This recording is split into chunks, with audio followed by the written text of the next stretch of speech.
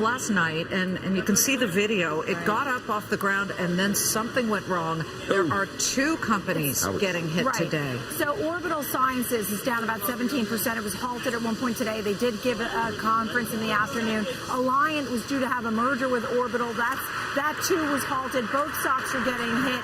It's devastating video, and you're glad to say that it was unmanned at least. Hey, one last bit of good news. U.S. Steel climbing in a big way. Autos, construction, appliances. They were seeing the demand. The stock jumped 5%. All right, we'll leave it on an up note, Liz. I'll take it on an up note, David. The bells ring on Wall Street, and while, yes, there is red on the screen, it is nowhere near as bad as it looked about an hour and 9 minutes ago. We had the Dow down 104. We had the NASDAQ down 47. Look as the numbers begin to settle here. Amazing. Dow loses just about 32 points. The NASDAQ down 15. S&P almost flat, down 2 points. And the Russell barely getting hurt, down 1/4 of a percentage point on the day that history is made.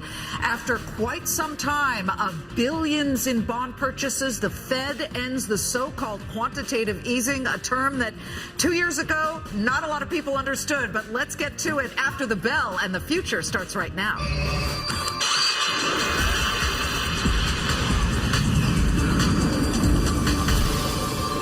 Let's get to the action. Yield Shares Christian Magoon is here with us. He says now is a good time to invest in, of all countries, Russia.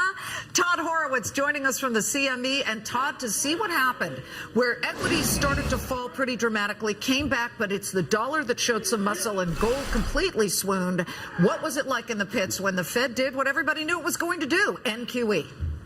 Hi, Liz. Hi, David. You know, today's action, if you look at the overall action, it was probably pretty bullish.